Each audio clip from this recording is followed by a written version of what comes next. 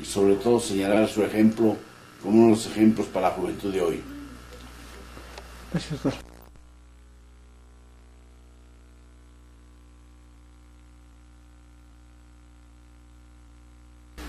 ¿Ese es ojo, no? Ah, sí, sí, sí. Ya. Ya, prendido. Ya. Ya. Ok. Esto es para mover. Sí. Apaga. De organizar el evento, toda la cárcel, el apoyo y la participación de los docentes de la Universidad Nacional Autónoma del Cusco. Quiero dejar con ustedes en la palabra a Luis de Casa, que colega a Jean-Jacques Lecoster, director de la Escuela de Medicina. Gracias.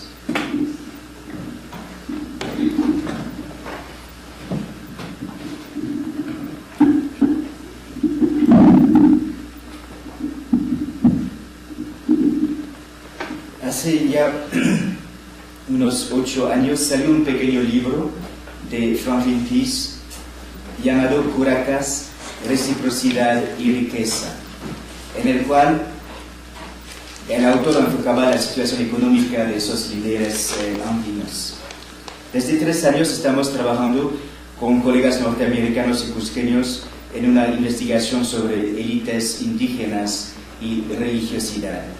Esos dos hechos no relacionados hicieron que por casualidad Franklin Peace y yo compartimos la misma dirección electrónica, solo diferenciada por la ortografía de la palabra Curaca. Siempre que nos encontramos con el Dr. Peace me tocaba recusar sus reproches irónicos y con mucha diplomacia burlona explicarle que no se trataba de disputarle su posición merecida de experto en el tema que se había ganado para siempre.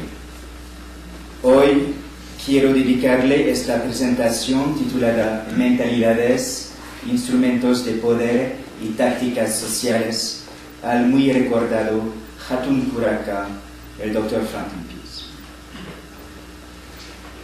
Se trata de una reflexión sobre cómo un estudio de la religión desde el punto de vista de la antropología y de la etnología dirigidas a las fuentes históricas puede llegar a un examen de cómo pensar en la cosmología andina e incluso de ampliar esta reflexión para empezar a distinguir en un modelo ojalá bastante dinámico de producción de mentalidades.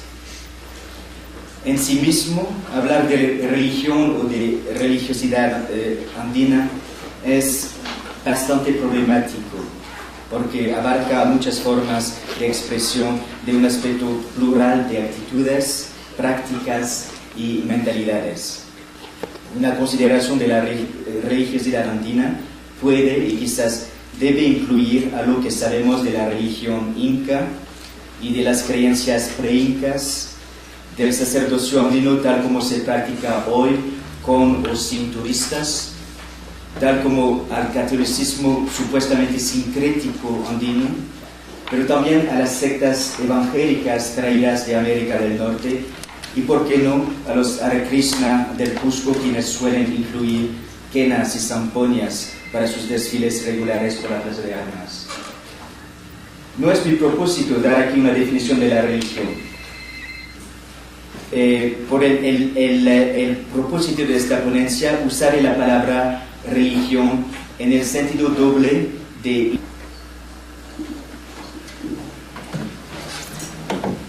Muy buenas noches tengan todos ustedes. Para mí es un gran honor estar esta noche haciendo esta celebración en memoria de un gran amigo mío, un gran historiador peruano, el doctor Franklin Peace. La verdad es que cuando en un primer momento Jean-Jacques planteó la posibilidad de organizar este evento, yo no vacilé en aceptarlo. Hace poco la Universidad Católica César Gutiérrez me pidió unas líneas también en homenaje a Franklin, inmediatamente accedí y ahora para este evento, a pesar que estoy recién llegado del extranjero, también no dudé en aceptar este compromiso de decir unas cuantas palabras en esta reunión. Pero una cosa fundamental, me parece interesante que soplen buenos vientos acá en el Cusco, en el centro Bartolomé de las Casas. Un centro que en una época determinada estuvo conducida por ciertas personas que se dedicaron a denigrar a los intelectuales, a historiadores, a antropólogos, sin mayor justificación y sin mayor interés constructivo, es decir, movidos únicamente por un afán de notoriedad destructiva. Muchos de nosotros que trabajamos en la Universidad Católica, yo que cuenta Franklin Piz, Manuel Bardal, fuimos víctimas de muchos de esos improperios y decidimos nunca colaborar con el Centro Bartolomé de las Casas.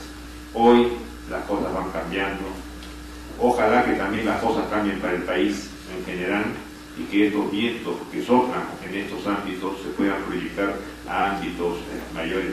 Felicito pues al Centro Bartolomé de las Casas por la nueva iniciativa, por el nuevo ímpetu que le están dando, este deseo de apertura, de poder congregar a distintos investigadores que trabajamos el mundo andino.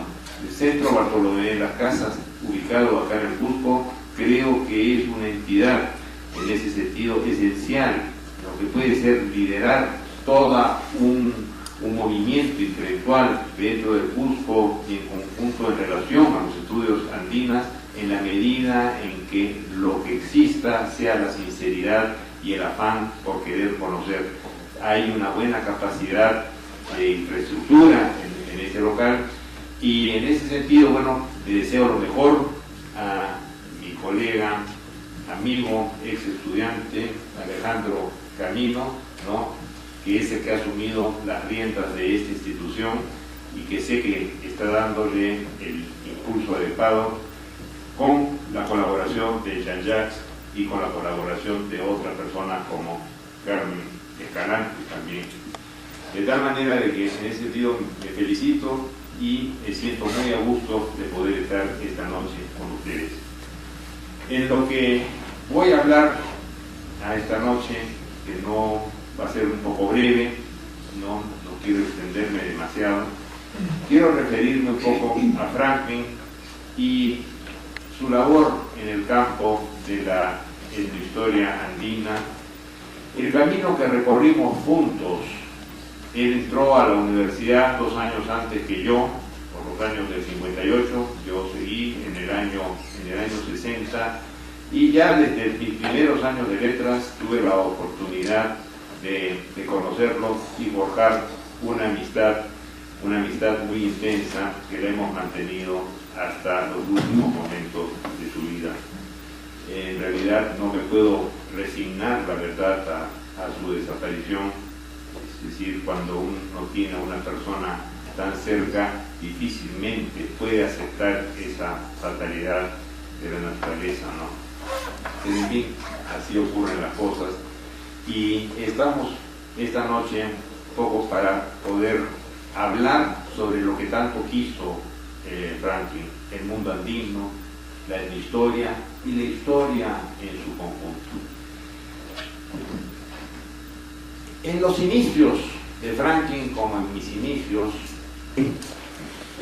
Ha sido bien interesante escuchar las palabras de Jack. Me disculpe que haya llegado tarde, porque justamente llegué al momento que hablaba de idolatrías y estuve en una pequeña reunión donde estábamos hablando de idolatrías, justamente, de esas hechicerías de los indios que escandalizaban tanto a los padrecitos de los siglos XVI y XVII. Y también es curioso que esta mañana en la universidad conversamos sobre sincretismo y lo movedizo que es el término para explicar y lo conveniente que es no utilizarlo como etiqueta. Y bueno, me agradan esas dos coincidencias de hoy día. Juan ha indicado cosas muy interesantes respecto a Franklin y me gustará insistir en algunas de ellas y tal vez también tocar otros aspectos, términos más personales. pero creo que con el micro lo había mejor.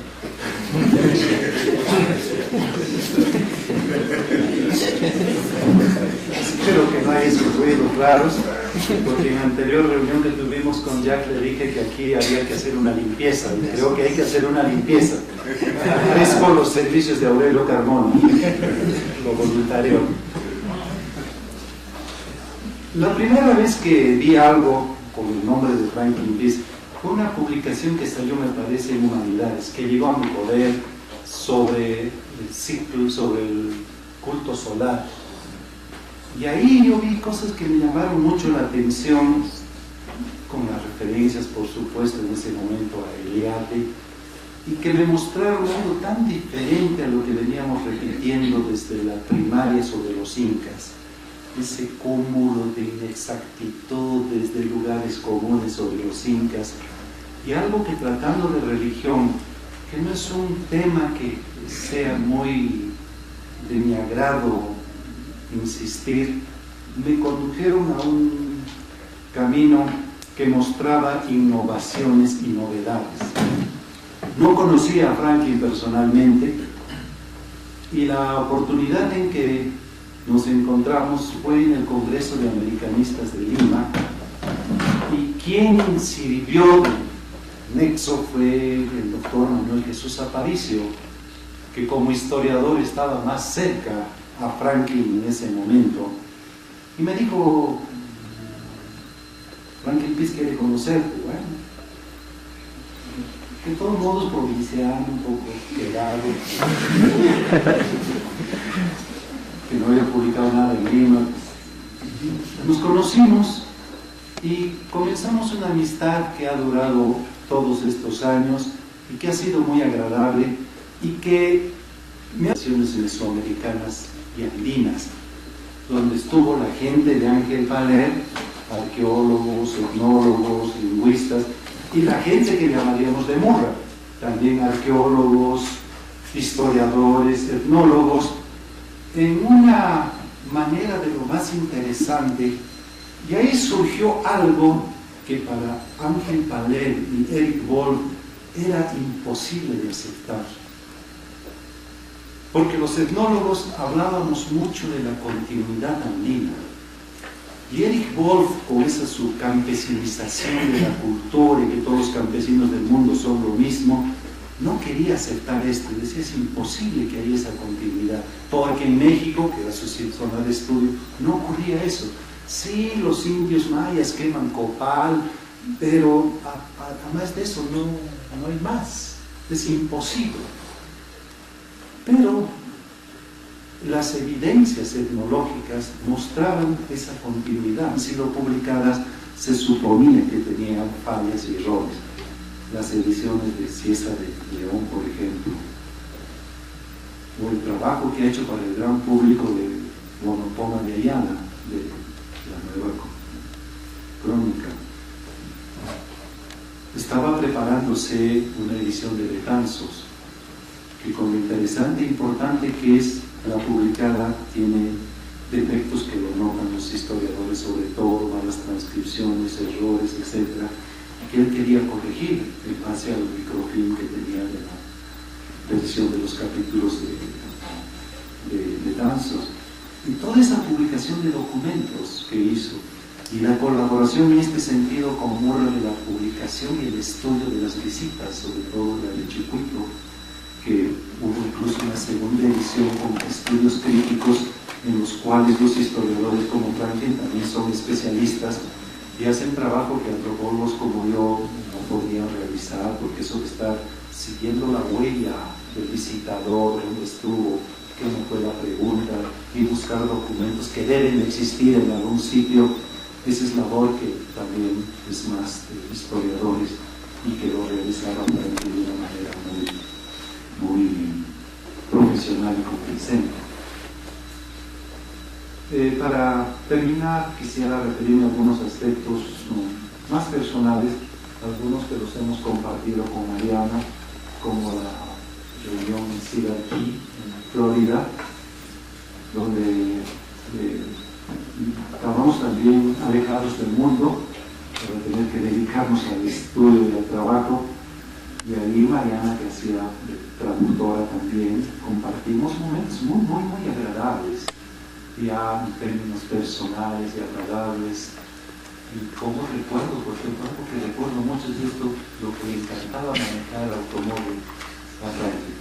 Todos pusimos cuota para alquilar un carro, pero el que agarró el timón y no lo soltó fue Franklin.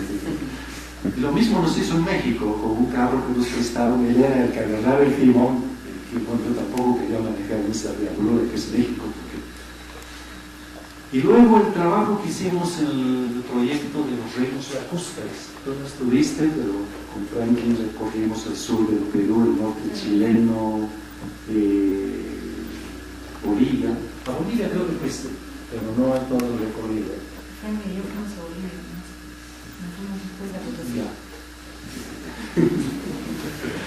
Bueno, esos momentos de conversación y donde también admiré la extraordinaria resistencia de Franklin al whisky. Siento por invitarme a participar en este conversatorio en homenaje al doctor Franklin Peace y mi congratulación porque en esta casa se realiza este homenaje y con la presencia de las personas que están acá en la mesa. Algo impensable algún tiempo atrás, pero que da muestra de los nuevos vientos y de algo que es bueno para todos, es bueno para nosotros, es bueno para esta casa, es bueno para la cultura, para la historia, para los estudiantes, los profesionales del curso. Mis palabras van bastante relacionadas en lo que antes expuso el doctor Juanocio. Y también quisiera previamente hacer una mención personal de mi relación con el doctor Franklin Peace. Fui mi profesor en la Universidad Católica en los años 70 y 71. No tuve con él una relación muy estrecha, ni de amistad, ni de trabajo, pero por esas cosas extrañas de la vida había mucho afecto de mi parte y yo sentía que de él también en las esporádicas veces que nos encontrábamos, cuando él venía acá o cuando yo iba allí. De manera que se fue labrando una sintonía, diría, que continuaba la que se había creado en las aulas de la Universidad Católica entre el maestro y el alumno. Él se interesaba por lo que yo estaba haciendo, me preguntaba, y siempre había una palabra de aliento por lo que le presentaba. Y efectivamente para mí Franklin Peace es un maestro en el sentido íntegro del tema. Y es a esto a lo que me quiero referir en mi presentación de esta noche, rescatando sobre todo aquellos aspectos que son actuales y vigentes y que son lección concreta para nosotros que estamos acá en el Cusco, como profesores, como estudiantes, como interesados en la cultura, en el mundo andino, como que compartimos aquellas preocupaciones que animaron la vida y la obra de Franklin Peace. Él fue un maestro en el sentido íntegro porque, en primer lugar, dio ejemplo con su vida y con su obra de su vocación y pasión por la historia. De manera que cualquiera que se acercara a él sentía que de su fibra fluía energía que llevaba, ¿no?, a entusiasmarse por el pasado peruano. No era algo accidental en él, sino integral. De manera que toda su postura, toda su actitud, era esa, su compromiso con esta ciencia y su vida íntegramente dada a ella. Además, recuerdo, creo, muchas generaciones de estudiantes de la Universidad Católica,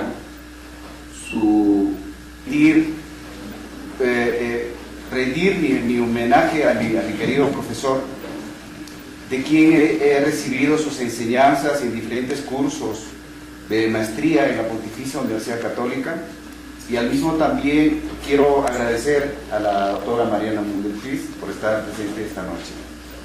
Y quisiera compartir esta noche con la mesa y con ustedes algunas experiencias que llegué a adquirir del doctor Franklin Pease, a partir de la lectura de sus trabajos y de sus clases académicas, pero que esta experiencia trataré de ubicar dentro del contexto de la importancia y el manejo de las fuentes históricas que ya me han antecedido en algunos puntos.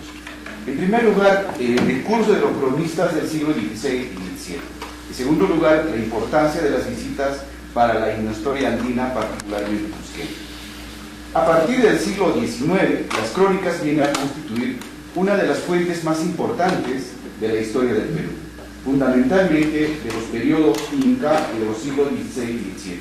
En esta perspectiva, la historia del Perú fue escrita desde entonces en base a las crónicas.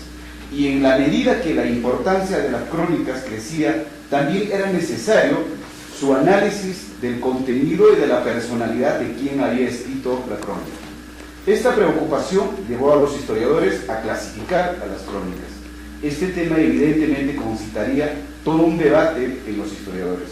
Entre los que participaron en este debate son los siguientes, por ejemplo, el inglés Marca, Ribagüero, Luis Alberto Sánchez, Phyllis Neans, el historiador Bodán y el historiador Porras Barrenechea. Todo este proceso de debate, de clasificación de las cronistas, es Porras Barrenechea el quien pudo sopesar y analizar de mejor forma. Este historiador también propone una clasificación siguiendo los ciclos históricos que narran los cronistas: descubrimiento, conquista, guerras civiles, de los conquistadores y el Inca. Porras Barrenechea, a más de haber logrado una clasificación interesante, empieza a estudiar la personalidad y la obra de cada cronista. Este trabajo tan interesante fue publicado como Cronistas del Perú. Este libro conoció perfectamente el doctor Franklin Pease, y a ello se debió que en el año 1986 promovió la reedición de un estudio introductorio sesudo y completo y incluyó otros ensayos que no estaban incluidos en la edición anterior. Ahora bien, ¿cuál es la postura y contribución respecto al debate de la clasificación de los cronistas del doctor Franklin Pease? Creo que uno de los trabajos más importantes del doctor Franklin Pease, después de su libro del Tahuantinsuyo a la historia del Perú, es el libro Cronistas y los Andes, publicado por Fundo Cultura Económica. Este trabajo fue escrita una vez analizada las distintas y complicadas clasificaciones propuestas por los diferentes historiadores. En esta perspectiva llega a la conclusión que la clasificación limita y crea confusión en la investigación, porque alguna de estas clasificaciones permite colocar a un solo autor en varias casillas.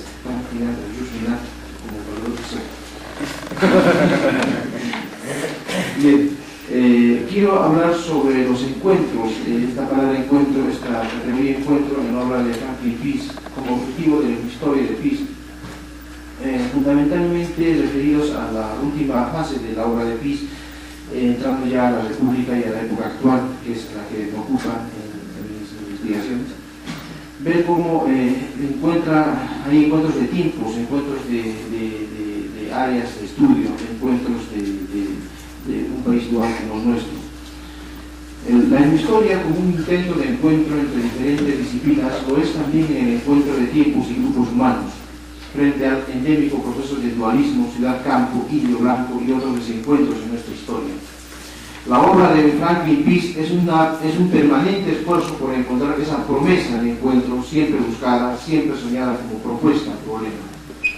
Los años más importantes que le toca actuar como inicio de su obra corresponden a aquellos en los que los encuentros entre grupos humanos que habían tenido historias más o menos paralelas, blancos e indios, campo y ciudad, a partir de las migraciones, fruto de una radical reforma agraria, se producen de manera más o menos compulsiva. El historiador va a responder a cada una de sus realidades. No está ajeno Franklin Pease a la realidad que vive, una enorme migración del campo a la ciudad y una transformación del Perú. Así es en su misma obra que podemos encontrar que ese esfuerzo por entender los encuentros en los últimos incas, 63 y 65, se nota en el afán temprano de entender el nexo entre el mundo prehispánico y el de la colonia. En los orígenes de la guerra entre Cusco y Quito, 65, intenta entender las unidades parandinas en encuentros y desencuentros en el proceso histórico. La publicación de Juan Poma, Nueva Crónica, 67, documento tardío, se nota en este documento el afán de entender la integración de la culturación de los indios, siempre contraponiendo y revisando la versión racialista, las lecturas del Inca Garcilaso, 94. En los mitos de origen cusqueño y la creación solar, 78, centra su atención en los procesos políticos integradores tras la religiosidad, tomando el tema Cusco como centro. En sus notas sobre los visitadores de Chucuito, 1522, que lo ha mencionado Donato, 70, explora las posibilidades que da el uso de otros documentos no convencionales para probar la participación de también otros componentes étnicos importantes en la unidad panandina. En su homenaje a Basadre, un recurso permanente de PIS, Historia, Problema y Promesa 70, ya deja perfilar el interés de forjar una historia para el presente, indicada con el compromiso nacional de crear consensos históricos. En el guión creador andino promete, PIS intenta establecer vínculos entre dos teologías, comprender los espacios comunes, como más tarde lo haría Marsal con más profusión. En 77 nos entrega quizás uno de los trabajos históricos más ambiciosos, Follados 1, intento serio de los encuentros entre disciplinas, antropología e historia, fundamentalmente y entre pasado y presente, que es lo que quiero destacar. Su gran encuentro, el gran esfuerzo de hacer encontrar pasado y presente. En el Tahuantinsuyo a la historia del Perú 78 se plantea un serio esfuerzo de la comprensión de unidades y consensos en largo tiempo, en las permanencias, en la larga duración braudeliana. Paralelo a este intento integrador y totalizador está su historia andina, hacia una historia del Perú 80, que le sirve para su inclusión en la Academia de Historia. Más de una década después intentará otro esfuerzo sintetizador de todo el mundo, los Incas, de una producción, 94. Pero una importante contribución a la idea de sustentar la existencia de un pacto colonial o un lugar de encuentros económicos en la colonia, produce curacas coloniales, riqueza y actitudes, 80. Para seguir probando los encuentros entre mentalidades occidentales y las andinas, aborda el tema de las ideas escatológicas, el mesianismo andino e identidad étnica, 82, el pensamiento mítico, 82, o en los mitos de la región andina, 85, también está en esta línea ritual, conquista y conquista incaica, 87. Incursiona también en el campo de la educación cuando crea un texto de secundario sobre ciencias sociales, historia del Perú y del mundo, 75. Siguiendo y complementando la obra de Basal, constante en su pensamiento de emoción, dedica su atención a la República, a lo actual. Era otra de las facetas más aplicativas de ese encuentro por entender el Perú en sus posibilidades, en sus encuentros. La palabra posibilidad está presente permanentemente en la obra de PIS. Sus producciones finales le van acercando cada vez más a nuestros días. Perú, Hombre e Historia, 91-92, asume el encuentro del siglo XVI con la República, o en otro de los balances totalizadores, cuando en el encuentro el peruanista realiza una mirada historiográfica sobre la producción sobre el Perú, 4 décadas de historia andina, 90. Es en un ensayo filosófico histórico que trasciende el fondo del pensamiento de PIS, sus búsquedas de las razones históricas de su obra, El pasado andino, Historia o Escenografía, 94, sobre la información histórica, 95, o los cronistas y la escritura de la historia andina, 97, intenta revelar los problemas del encuentro de las distintas interpretaciones de la historia. El problema de la veracidad, tan innato en PIS, la veracidad de las fuentes y las formas en que se hace posible la invención de la historia, como el llamado falso de Oso, por ejemplo, y también en la América de la Conquista, en el cual hablado de exhumaciones documentales como la historia del descubrimiento de Agustín de Zárate, 95, todos estos antecedentes mentales y teóricos de su monumental Cronistas y los Andes, 95. Y es que el encuentro debe continuar, falta terminar con PIS. Su velorio en medio de la biblioteca, su siempre amplia sonrisa y mano extendida para los demás, la ética de maestro y su opuesta en la práctica real del apoyo a los provincianos que íbamos a Lima, demuestra que su opuesta por la posibilidad de un encuentro no solamente se constriñe a los libros, sino a su misma vida, la misma práctica de práctica. Hoy que presenciamos otra amenaza de desencuentros, cuando ha vuelto el tema étnico-cultural como centro de debate que definen las posibilidades, es importante volver al tema de los encuentros. Es importante volver sobre Franklin Peace, continuar su obra y seguir pensando en el nuevo proyecto del país, en un nuevo contrato social, en los nuevos encuentros históricos. Franklin, entonces, seguimos contigo, seguimos en esa búsqueda infinita de los encuentros. La ausencia física es solamente un alto en el camino, la caminata debe continuar. Gracias.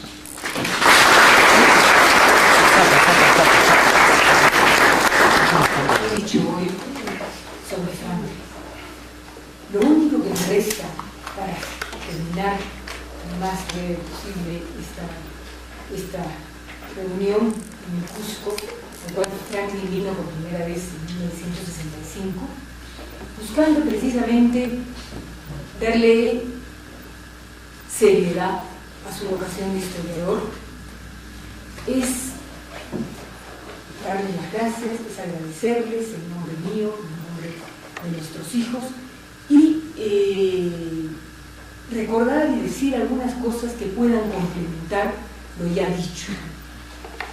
Creo que hay en la vocación de Franklin por la historia temprana y sin dudas ni murmuraciones, a pesar de la influencia de su entorno social para que fuera abogado, dos personajes no mencionados, y son el hermano Santos García, sacerdote español, maestro jesuita de muchas generaciones, y el sacerdote jesuita Rubén Vargas Ugarte.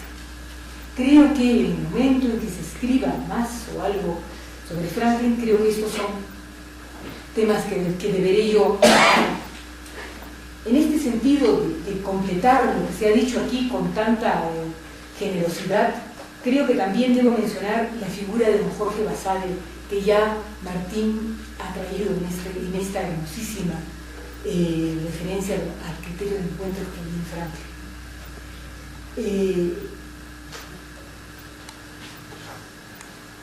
Para Franklin, Basadre en la intimidad hablaba con paz. Creo que mucho de la obra de Franklin está inserto en este momento histórico que aquí los organizadores nos han recordado con tanta precisión.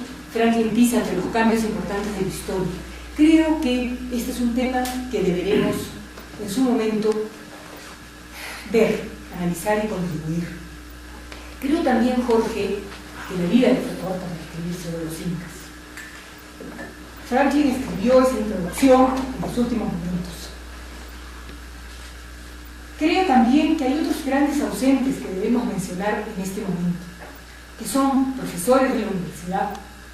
Raúl Samayoa, por ejemplo, quizás algunos de ustedes lo hayan conocido acá, un hombre cuyo permanente estímulo en la conversación, en la amistad, hizo mucho porque Franklin entrara y se animara a escribir lo que el propio Raúl no escribió, sobre el periodo republicano y sobre el siglo XX. Franklin se ha ido cuando iba a escribir una historia del siglo XX. Permítaseme también regresar un ratito a los incas, porque he olvidado aquí mis notas dispersas y ya hechas para completar lo dicho, que Franklin no solo criticó, porque fue eso, criticar la posición totalitaria del manejo del poder de los incas, sino también sus discrepancias con un personaje al cual él admiró y leyó hasta el final de sus días, que es Mario Vargas Llosa, la gran discrepancia que tuvo y dolorosa discrepancia para él frente a la visión totalitaria que nos planteaba Mario Vargas Llosa, supuestamente desde una posición liberal, el padre de la serie y el personaje que tanto hizo sufrir a Franklin, Enrique Urbano. Se hablaba de Dios creador andino. Franklin acababa de publicar su tesis, El Dios creador andino, que tanto se ha mencionado aquí, bajo la influencia de Honorio Ferreira. Esos fueron momentos de gran confrontación entre distintas maneras de entender lo que pasaba en el Perú en la década del 70. Creo que es importante hablar sobre este tema sin rencor, sin pasión, pero sí con lo que Franklin creyó siempre, que es el buscar el documento, el buscar la fuente. Franklin, si no fue más etnólogo, fue porque las palabras un poco se las llevaba el viento. Si no fue arqueólogo fue porque los objetos le resultaban difíciles de manejar. Prefería que otros los interpretaran y él coger lo que sabía, esta trama con la cual dialogábamos frente al papel. Unas palabras tardías de Franklin, escritas en 1990, cuando fue invitado a rendir homenaje a Lewis Hankey, gran casista, dice: interesaría ampliar el análisis, por ejemplo, acerca de la influencia que la historia escrita en el extranjero ha tenido en los últimos tiempos, ya no únicamente en lo que se refiere a la metodología, sino también y particularmente a las temáticas. Creo que este debate, esta confrontación que se abrió entre Enrique Urbano y muchos de los aquí sentados en esta mesa, requiere de esta confrontación de ideas serena, de esta confrontación de ideas objetiva, basada en los documentos, basada en los escritos. Creo que este es el tributo que en algún momento los alumnos, la gente más joven, deberá hacerle a Franklin cuando hayan acallado las pasiones de todos nosotros que participamos en este momento histórico. Finalmente, y ya para terminar, aun cuando se me quedan muchas cosas por decir, por ejemplo, ¿quién continuará lo de Betanzos? ¿No? Ahí está. Debo decir que sí comprendimos, mis hijos y yo, mis propios nietos, que venía algo después de Franklin. Esta mención a la conservación y uso del legado cultural peruano, que Franklin ciertamente me estimuló muchísimo a intervenir, nos abría toda una posibilidad de qué hacer con lo que quedaba en la casa. Hemos vivido durante casi 40 años en el mismo lugar, o sea que libros, papeles están ahí, hay que simplemente aprenderlos a usarlos sin Franklin. Franklin no ha dejado inéditos, y me lo dijo muy claramente. Franklin ha dejado el trabajo de las crónicas para entrar a la computadora, a la globalización a través de la computadora de la cual nos hablaba el doctor de Coster. Franklin ha dejado las visitas de Coyahuas, las visitas de Lorupaca, en distintas versiones, en esto que ya nos recordaba para las crónicas Donato, en saber ir viendo distintas versiones para ir completando unas cosas con la otra. Todo esto me corresponde a mí, porque claro, cada uno de nuestros hijos tiene su vida propia y recae sobre mí la responsabilidad de coordinar con todos los amigos que vayan, los discípulos que vayan cogiendo cada uno de estos espacios y sacarlos adelante. Es así que ya nombres que tampoco se han mencionado aquí entre tantos peruanos y extranjeros comienzan a aparecer. Creo que las visitas, especialmente las de Coyahuas, podrán ser continuadas, no sé si estos nombres le dicen algo, por el demógrafo David Cook, que estaba presente en la década del 70, cuando en el archivo del Museo Nacional de Historia, Franklin, José Luis Berenique, Jimena Fernández, esposa de Marco Curato, el propio Marco, Efraín Trelles, ahí tan Fujimori con estos días, encontraron una visita de Coyahuas y estaba ahí. Las crónicas lo producen más angustia de cómo darle forma con el manejo tecnológico que Franklin había alcanzado. Pero de todas maneras, personajes como Carlos Gálvez, Laura Gutiérrez, en Lima, y por qué no decirlo, Rolena Adorno, en los Estados Unidos, están dispuestas a continuar, a retomar, a quitarle de su propio tiempo para acabar con todas esas cosas que Franklin dejó a medio hacer. Creo que también habrá, por supuesto, las obras completas de Franklin. Y hay también algo que ya Jorge lo recordaba, mi función de traducción y a la cual tanto se hizo en el permanente diálogo con Franklin, y es preparar lo que sea más relevante de su obra para ponerlo, por lo menos en inglés, para que este diálogo que él reclamaba a nivel internacional sobre el Perú tenga una nueva dimensión, alcance nuevos aportes, ya no solo vistos desde el extranjero, como la historia del Perú que acaba de publicar Peter Claren en los Estados Unidos y que José Luis Reni que ha reseñado para el Comercio, en el cual los últimos 10 años del Perú ocupan el 80% del libro, sino retomar entre los siglos XVI y XVIII y la República, en los cuales las cosas adquieren su verdadera dimensión. Y el 80% del libro está dedicado al Perú en su más larga acepción. Quiero terminar agradeciéndoles para que no nos sea más tarde, sin entrar en mayores detalles ya, pero sí quiero mencionar muy especialmente a Carmen Escalante, que se ha tomado el trabajo de perseguirme, de encontrarme, de traerme. Muchas gracias.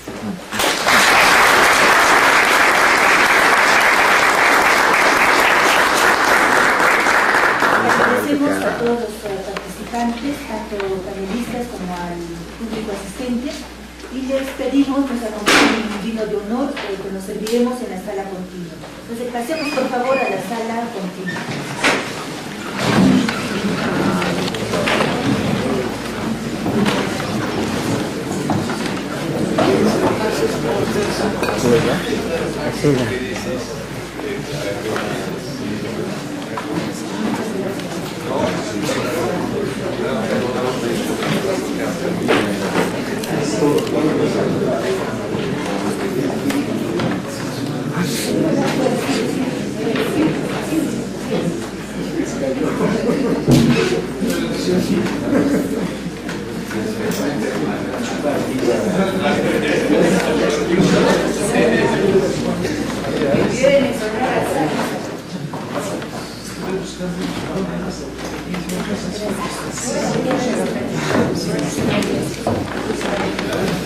Ya, descuéntalo, ¿ves?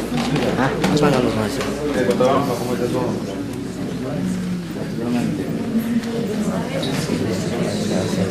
Así es, girando despacio nomás. Yo me temo que eso va a haber Aquí le falta su color. Sírvanse. ¿Cómo le digas? ¿Se sirve, doctor? A ver, muchas gracias. Dale a Juliancito. Sí. ¿Le pasa para no? Buenas noches. Voy a hacer así. Nuevamente quiero reiterar nuestro agradecimiento por acompañarnos esta noche. Y quisiera pedirles a todos ustedes un brindis en la memoria de Francis. Saludos. Perdonen que no he llegado a hacer la función que debía hacer, pero la emoción en un momento me ganó. Quiero agradecerle a Alejandro Camino, amigo de muchos años ya, que justamente haya tenido la generosidad de hacerle este homenaje a Franklin. Salud, salud.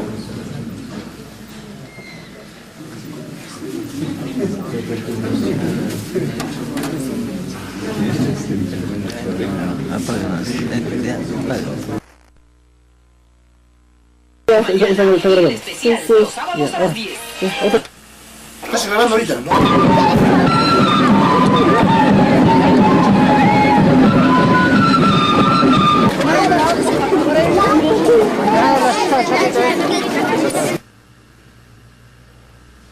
Ya.